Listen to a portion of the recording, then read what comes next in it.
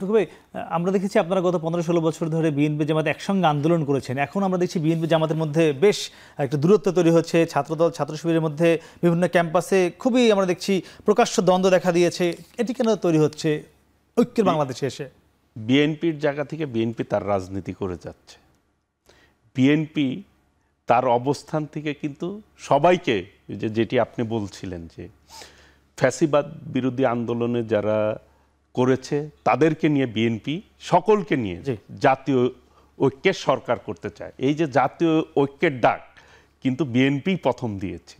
কাজেই বিএনপি এই জায়গায় কোনো ভুল করেছে আমি মনে করি না আর কি। বিএনপি সঠিক পথেই আছে।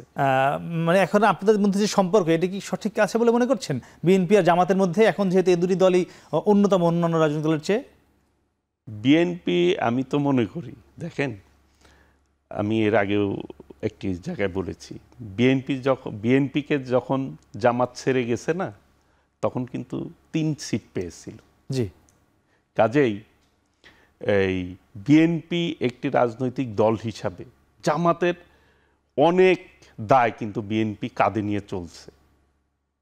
এখন যদি আপনি মনে করেন আপনি একটু সুবিধা জায়গায় আছেন, তখন সেই পূর্বের কথাগুলি আপনি ভুলে যাবেন, তাহলে এই ক্ষেত্রে আমি মনে করব যে আপনি কিন্তু মোনাফেকের ভূমিকা অবতীর্ণ হয়েছেন। আমার সাথে আপনার কোনো কিছুই হয় নাই, একসাথে আমি পথ চলছি, হঠাৎ আপনি মনে করলেন যে আমার অবস্থানটা একটু ভালো হচ্ছে, আপনি স্বার্থপরের মতো কাজ করে বসলেন। এটা মানুষ বলবে যে আপনি একটি স্বার্থপর লোক। জি। আচ্ছা, আওয়ামী লীগ নিষিদ্ধের কথা বলছে বৈষম্য বিরোধী ছাত্ররা বা অনেক সাধারণ মানুষও গণমাধ্যমে বা যোগাযোগ সামাজিক মাধ্যমে বলছে। বিএনপি কি চায়?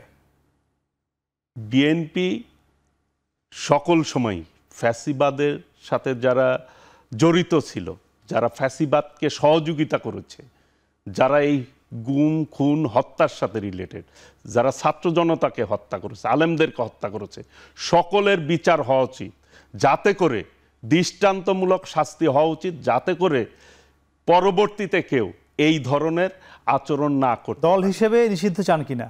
দল হিসাবে আমি মনে করি যে আপনি যদি বিচারের আওতায় আনেন, আমি একটি দলীয় প্রধান হিসাবে যখন আমি অন্যায় করব, আমার যদি বিচার হয় তাহলে আমার দলেরও বিচার হওয়া উচিত। এটি আমার বিচার তো আগে হতে হবে। আমি যে অপরাধ করলাম, যেই দলের চেয়ারে বসে, সেই ব্যক্তিরও বিচার হওয়া উচিত, পরবর্তীতে দলের বিষয়টাও চিন্তায় আসবে অবশ্যই। জি সালিস, এক কথা জানতে চাই, ছাত্রদের নতুন দল কতটি আসনে প্রার্থী দেওয়ার সক্ষমতা রাখে? আমরা অবশ্যই বাংলাদেশে 300টি আসনে প্রার্থী দিব এবং আমরা বিশ্বাস করি আমাদের জায়গা থেকে আমরা প্রত্যেকটি আসনে যে লড়াই, সে লড়াইটা আমরা করব।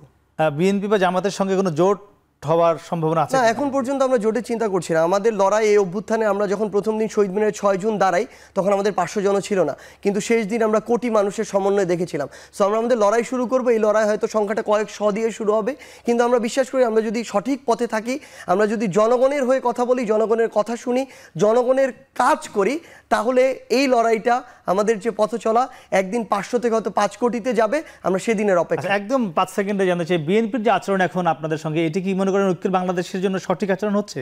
দেখুন, আমরা মনে করি আমাদের সাথে আচরণটা গুরুত্বপূর্ণ না। আমরা বিএনপির কাছে প্রত্যাশা করি বড় রাজনৈতিক দল হিসেবে সকল রাজনৈতিক দলের সাথে তাদের ওই মিউচুয়াল রেসপেক্টটা থাকা উচিত। আমরা তাদের কাছে চাই, তারা যে পুরো বাংলাদেশে বিভিন্ন জায়গায় যে শোনা যাচ্ছে যে তাদের অনেক নেতা করবে, আমরা সবার কথা বলবো না, চাঁদাবাজি থেকে শুরু করে বিভিন্ন সিন্ডিকেটের সাথে জড়িত হচ্ছে, তারা স্ট্রংলি, আরও স্ট্রংলি এই জায়গায় ভূমিকা নিক। দিন শেষে বিএনপি এত বড় রাজনৈতিক দল হিসেবে যদি একটা ভালো দৃষ্টান্ত তৈরি করতে পারে, তাহলে বাংলাদেশের রাজনীতিতে সামনে ভালো জায়গায় যাওয়ার জন্য এই যে পথটা, এটা আরও সুগম হবে। অন্যথায় বাংলাদেশের তরুণ প্রজন্ম এবং ছাত্র জনতার, বিএনপি শুধু নয়, পুরো বাংলাদেশের রাজনীতির উপরে যে আশা, সেটা অনেকটা নিরাশার দিকে যাবে।